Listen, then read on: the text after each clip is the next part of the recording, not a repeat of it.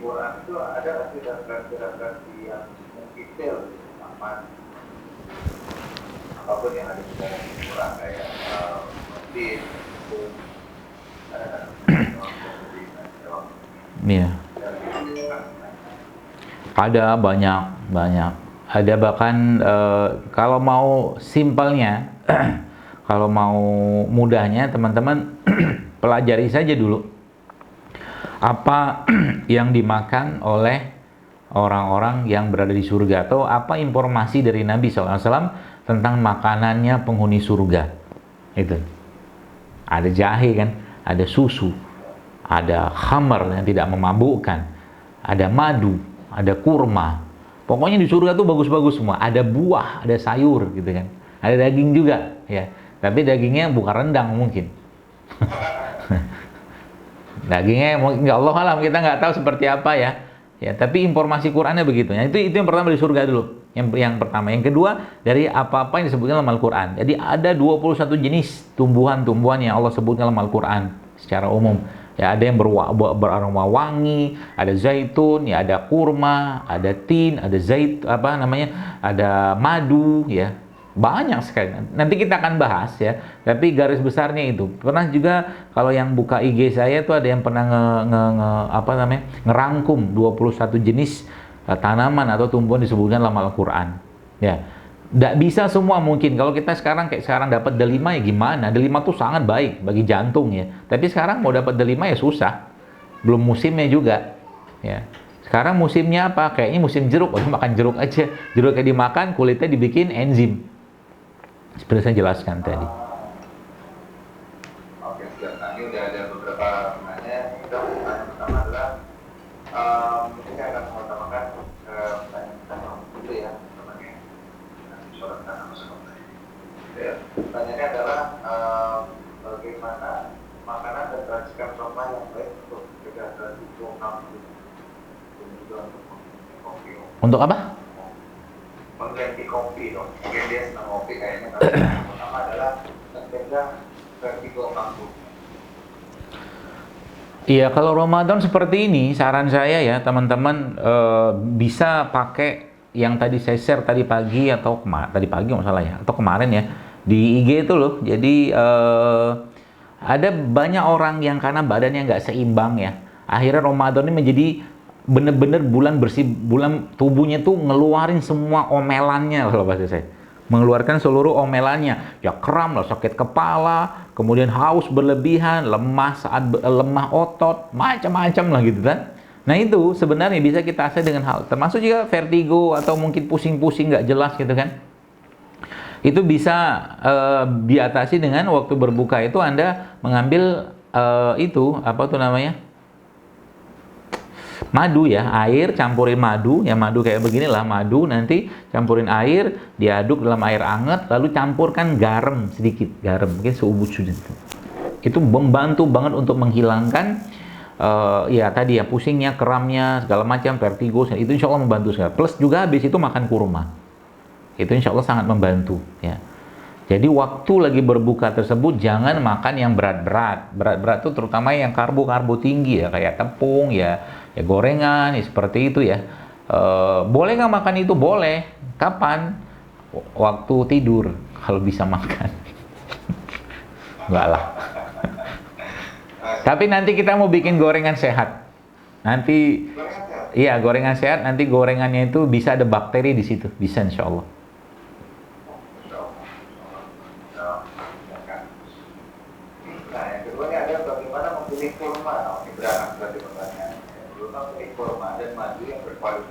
Selain dari sumber harta yang halal dan harga.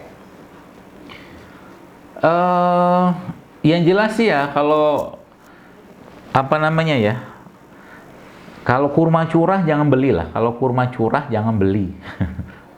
Itu saran saya. Kalau beli kurma ya, kalau zaman di era Ramadan seperti kan banyak yang jual rutop, beli yang rutop tuh. Rutop tuh ya insya Allah lumayan lah, bagus. Kalau nggak ada rutop ya teman-teman cari yang tamar tapi yang jenisnya ajwa kayak begini kan, kurma kering nih ya. Jadi kurma itu perlu pembahasan banyak karena banyak sekali jenisnya, atau sukari juga boleh ya.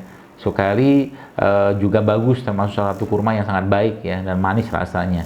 Belinya di mana? Ya memang urusan kayak beginian ini biasanya urusan sama kepercayaan ya. Jadi kita mungkin harus dapat orang yang memang bisa dipercaya menjual kurmanya, termasuk juga madu tadi kan. Ya madu emang Anda harus tahu banget nih orang paham tentang madu nggak, dia dapat madu dari mana. Kalau bahasa saya itu ya beli madu ya belilah madu yang sanatnya jelas, rawinya jelas, matannya jelas. Bahasa saya begitu. Ya gitu. Oke, mungkin bisa membantu tadi pertanyaannya ya. Terus, oke, assalamualaikum warahmatullahi wabarakatuh dokter. Salam. Saya mau tanya, sahur itu lebih bagus makan apa supaya perutnya nggak melilit pas pagi? Melilit. Ya kalau anu sih ya, mungkin teman-teman bisa bikin nih resep saya ini sih ya. Waktu sahur ya, kalau pertama kalau paling sederhana ya. Anda makan 7 butir kurma aja atau 5-7 butir kurma. Kurma, tapi jangan kurma biasa, kurma ajwa karena kurma ajwa ini dia memang berat kalorinya, bukan kalori ya. Dia 7 butir kurma ajwa itu sudah 100 gram. Dia anu sekali, powerful sekali sebenarnya ngasih nutrisi sih ya. Terus minum air putih ya, air putihnya bisa Anda campurkan madu nanti ya sedikit dan tambahkan garam. Dan setelahnya, ini paling sederhana sih ya, tapi lumayan menguatkan badan. Nah, setelahnya Anda bisa pilih, ya mungkin minum 1 atau 2 kapsul habatus sauda ya, seperti ini. Atau kalau enggak minyak zaitun 1 sendok. Kalau enggak bisa pakai kapsul juga nggak apa-apa. Itu sudah sangat powerful. Kalau butuh lagi katakanlah energi, Anda bisa makan kacang-kacangan kayak begini. Itu sebenarnya udah cukup. Ya. Kalau mau tambah, kalau mau pilihin yang lain, ya kalau saya ya, kadang kalau pas lagi itu ya makan buah gitu kan, kemudian minum probiotik sedikit saya minum waktu sahur gitu kan, kemudian makan kurma, minum air putih atau mungkin ada kopi-kopi herbal tadi kopi itu saya lupa tuh. Kopi sebenarnya nggak apa-apa teman-teman, minum aja asal jangan pakai gula pasir. Ya, saya kemarin nyobain kopi susu kambing, ternyata enak.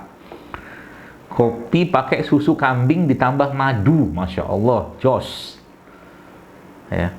Itu bisa dipakai nanti. Jadi itu salah satu. Atau mungkin kalau mau yang lebih itu lagi ya, lebih agak sedikit perlu kerjaan ya bisa pakai sayuran gitu kan, sayuran buah-buahan gitu ya. Anda potong-potong ya dalam bentuk yang siap bisa masuk mulut gitu. Berbuah beraneka warna, beraneka rasa. Sama juga sayur. Jadi jangan terlalu banyak juga, secukupnya aja untuk kita makan waktu sahur. Ya, lalu nanti Anda bikin dressingnya pakai alpukat. Jadi alpukat ditambah dengan bawang putih ya, tambahkan garam, lada hitam, ya tambahkan sedikit bawang putih, lada hitam sama garam. Ya, jeruk nipis sedikit aja.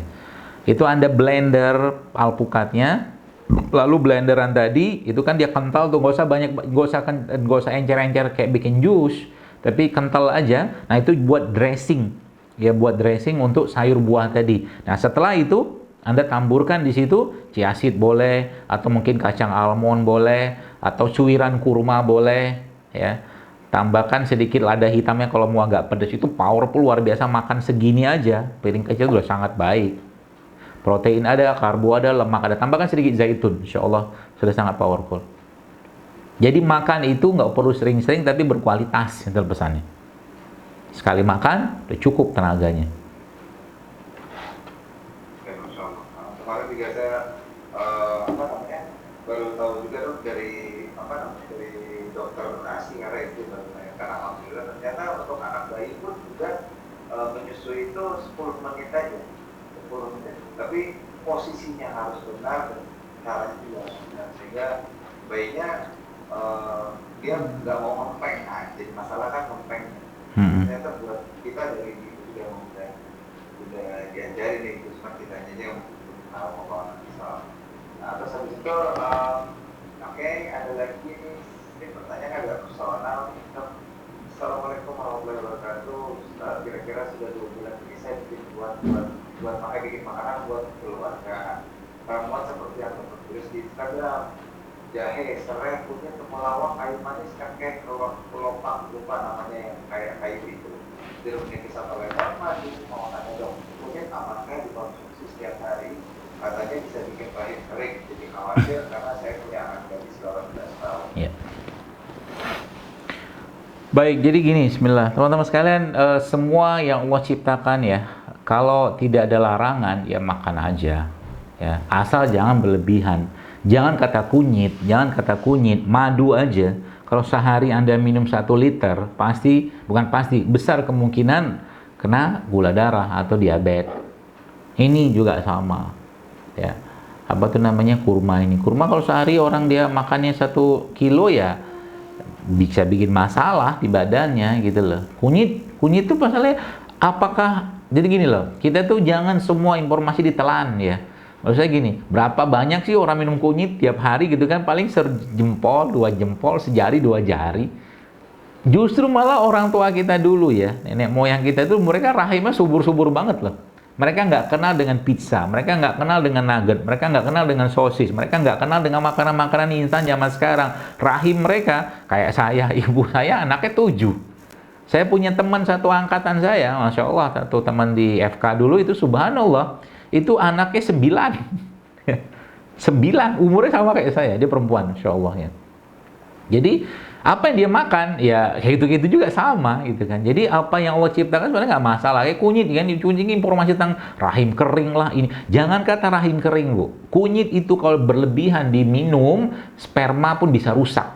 Kalau berlebihan. Pertanyaannya, maksud saya gini, kita menganalisa sesuatu itu sebenarnya simpel aja. Kita tahu kok ini namanya berlebihan itu seperti apa. Kalau sehari misalkan minum kunyit penuh kunyit nih, biang kunyit kita minum seperti tanpa ada indikasi sih ya. Indikasi maksudnya emang nggak ada penyakit, nggak ada apa ya berlebihan. Kita minum paling segelas, 2 gelas, aman saja.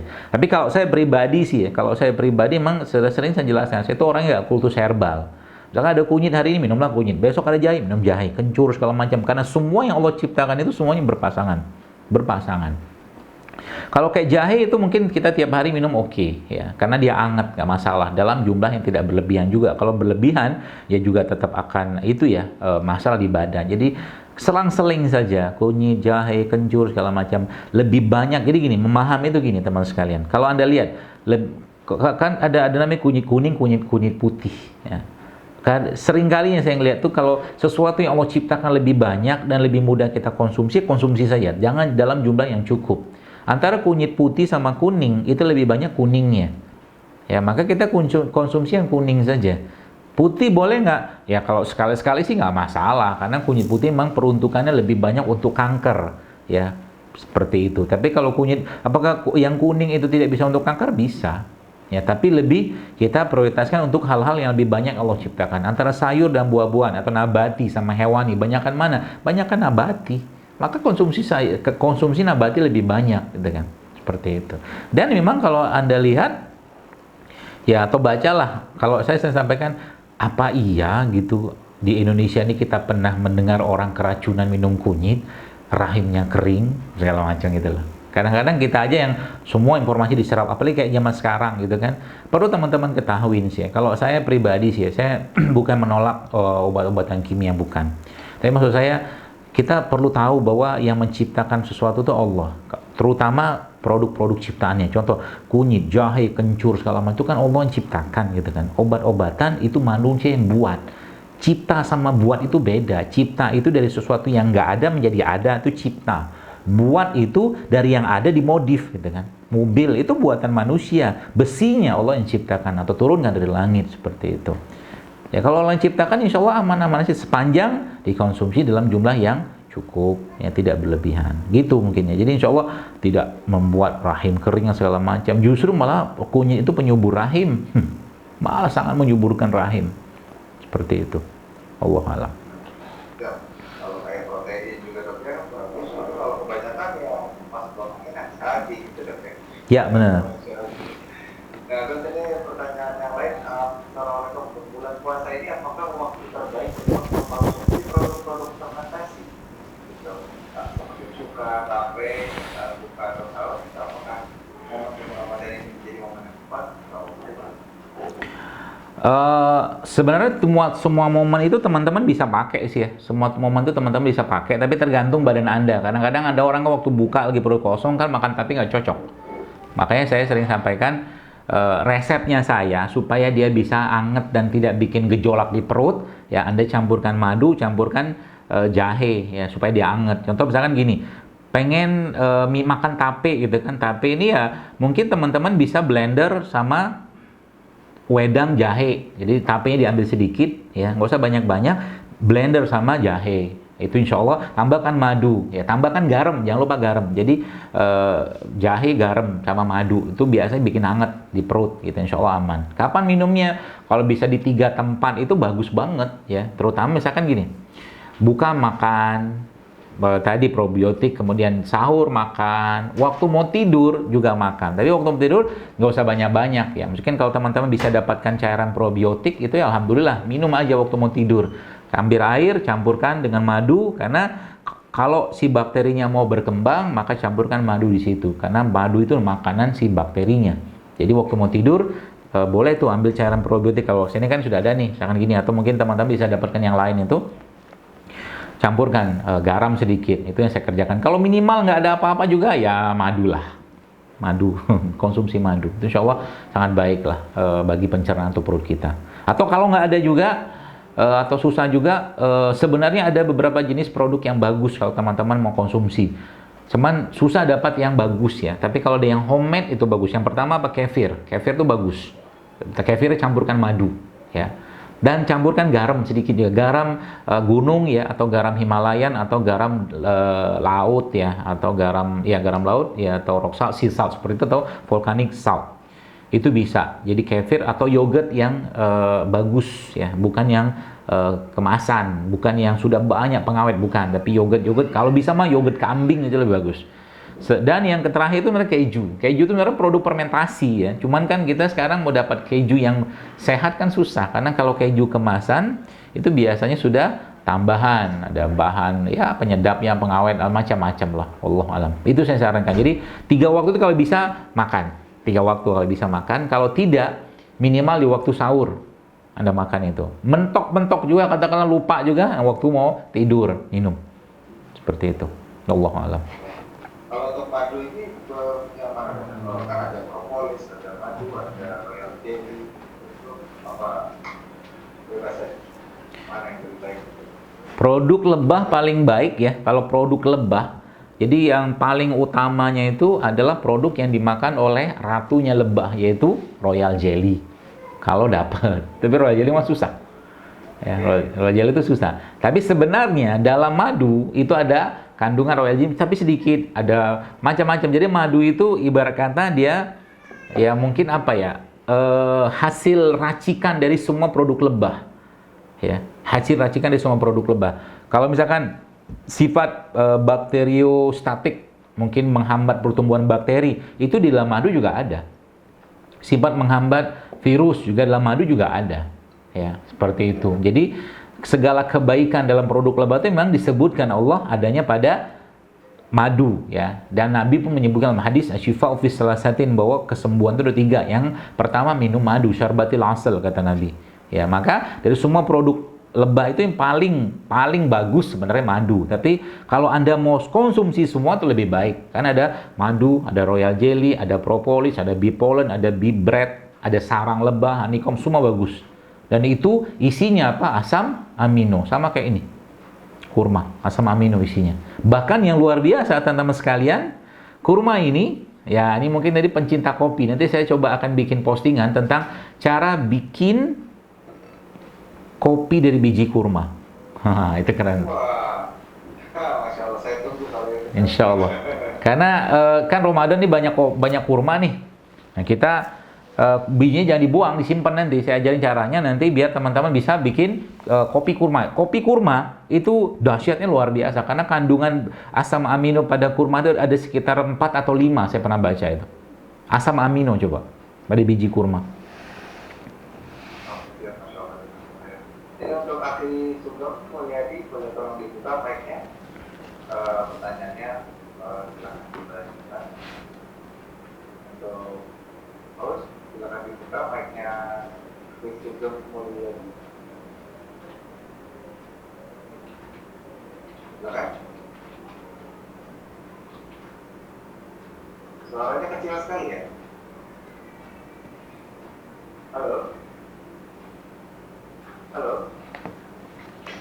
Assalamualaikum warahmatullahi wabarakatuh. Assalamualaikum. Oke, bisa? Oke, Lucu. baik Pak. Kalau nggak bisa, nggak apa-apa. Biar saya yang bacakan. Assalamualaikum warahmatullahi wabarakatuh. Ustaz, anak saya hampir 20, umurnya 2,5 tahun, hampir 1 bulan itu berat badannya hangat stabil 38 sampai 39 derajat. Sejak awal sudah berobat ke TC dan dikasih ramuan herbal dan nanti masih hangat badan. Kita hangat dari kepala, kaki, tangan, dan kadang bilang gunakan tangan itu tidak ada di sana. Saat ini seorang saya anak berat, apa yang seharusnya saya lakukan waktu itu? Alhamdulillah kasih makan masih bagus. Saat ini saya rutinkan minum herbal, pagi, air perasan wortel, dan yang saya ingin tanyakan adalah kalau dari tanda tersebut anak saya terus dokter diagnosanya apa ini? Apakah ada asupan yang bagus untuk anak saya? Asupan atau pertanyaan mengenai panasnya ya? Saya rasa ini lebih kepada asupan untuk meredam panas. Oh. Saran saya yang pertama, ya pengalaman saya sih pada kasus-kasus seperti ini, yang pertama, anaknya dijemur, Pak. Bawa jemur ke matahari. Waktu dijemur itu, waktu sebelum dijemur, baluri badannya dengan minyak zaitun. Itu yang pertama. Lalu yang kedua, urut, pijet. Ya. Biasanya, urut atau pijitan ya, urutan atau pijitan itu insya Allah sangat-sangat baik untuk melancarkan sirkulasi darah yang tersumbat biasanya. Itu. Kalau saya sih seperti itu yang biasa saya kerjakan sih ya. Kemudian yang ketiga, nah tadi, jadi ada mineral-mineral dalam tubuh ini yang tidak bisa bekerja kalau seandainya tidak ada mineral yang lain ya. Yang contohnya apa yang dia itunya tuh apa tuh namanya? Bridging atau penyambung itu. Penyambung itu salah satunya garam. Ya, jadi nanti kalau bapak ibu yang bertanya ini memberikan herbal kepadanya kasih garam, tapi jangan garam dapur ya, itu juga bisa pakai. Atau kalau mau ya salah satunya itu ada satu apa tuh namanya mineral, namanya itu mangan.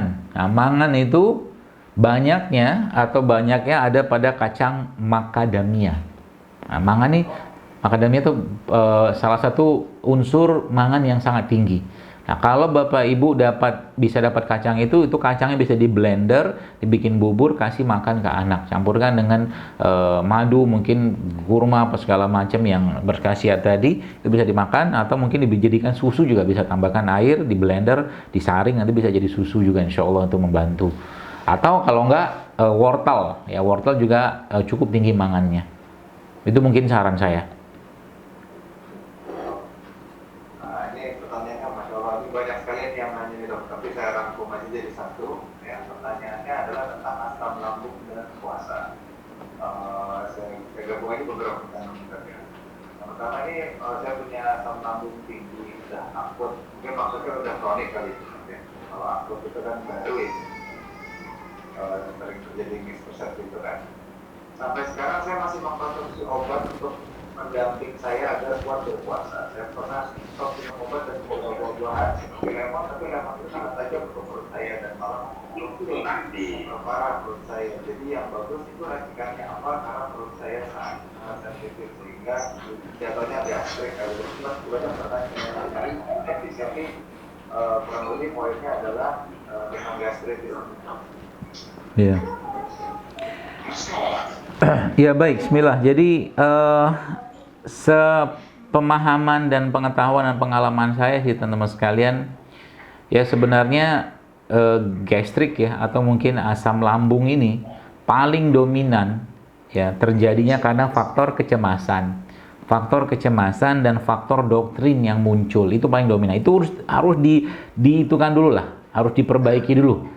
Dengan dia mungkin di Ramadan seperti ini kita memperbanyak zikir, banyak tilawah, memperbanyak ibadah seperti sedekah seperti itu. Salah satu caranya sih ya.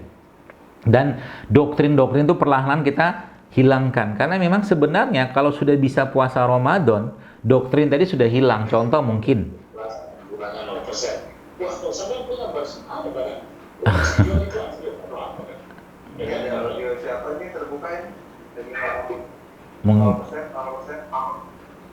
Itu aja di mute, adminnya mem-mute aja.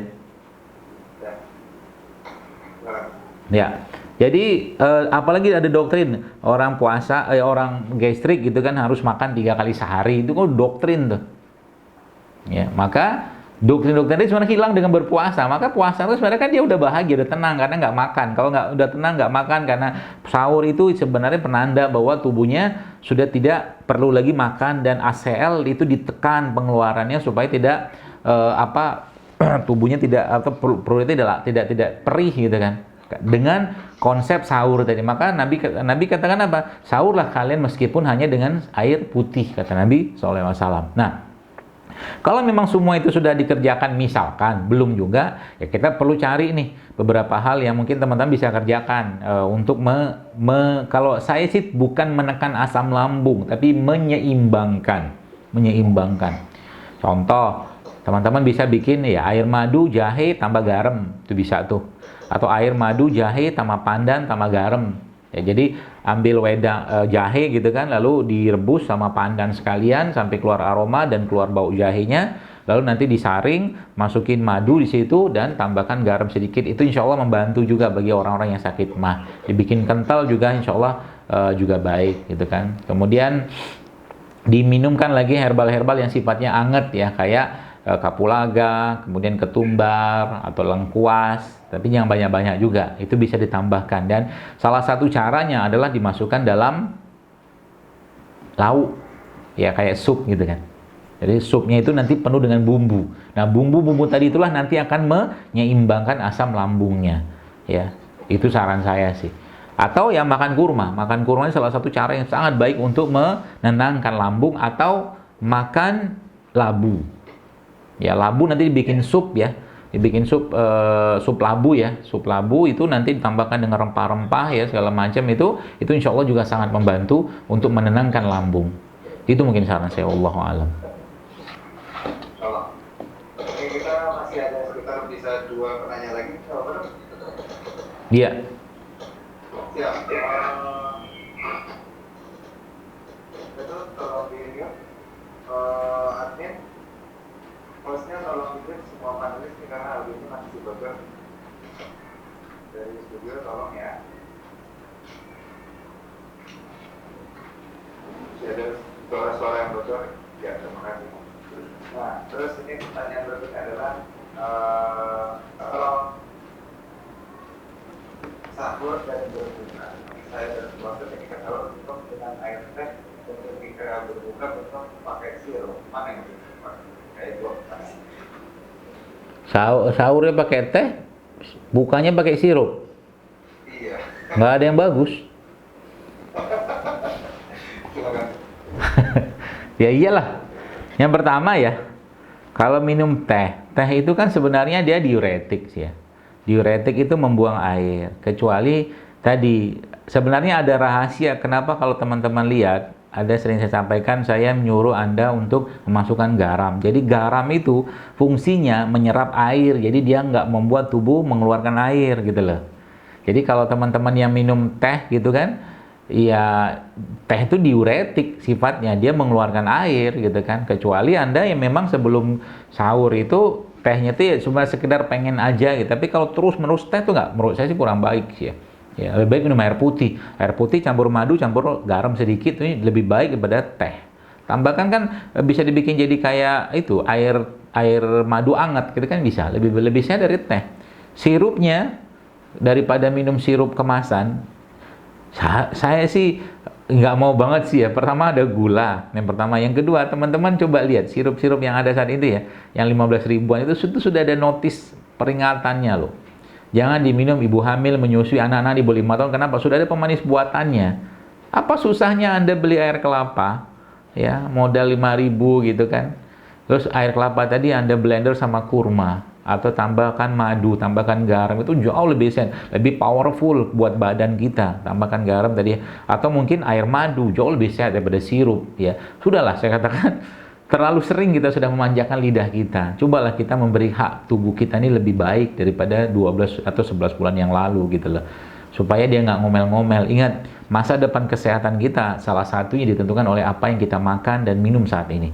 tubuh memang tidak langsung sakit, tapi dia ngasih tanda dulu teman-teman, ya ngasih tanda kalau memang sudah saatnya sakit, ya muncul sakitnya, ya tapi kita bisa jaga itu dengan ikhtiar, insya Allah.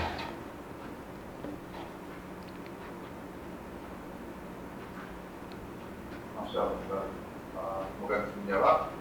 Terus ini kalau yang haid dong, lalu sakit perut, pusing-pusing, pertanyaannya apa penyebab? Tapi itu kan suatu umumnya gitu.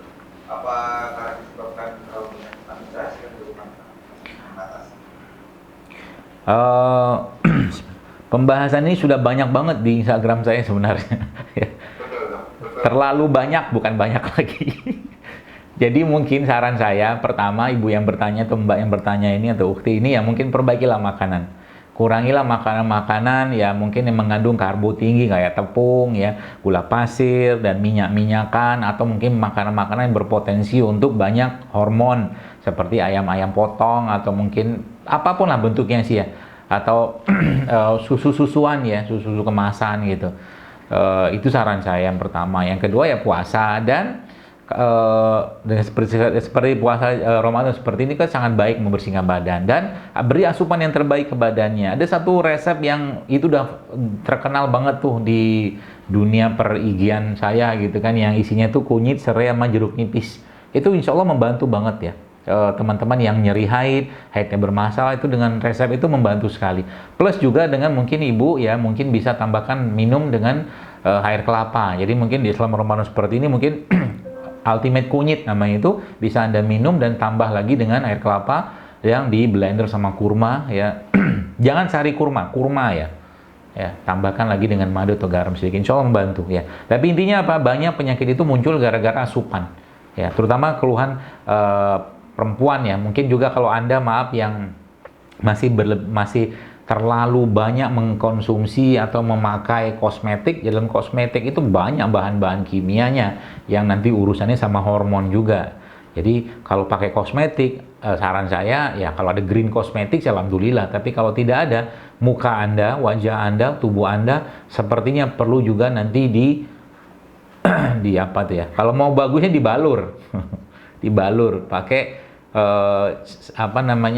pernah saya ajarin itu pakai daun kelor, tapi difermentasi kelornya. Nanti dimasukin, dibalurin ke badan, itu nyerap kalau bisa itu. Tapi kalau tidak bisa, ini juga bisa. Tadi yang cairan probiotik tadi itu bisa Anda campurkan ke air mandi ya. Itu juga membantu. Di luar yang diminum. Wallahu a'lam bishawab.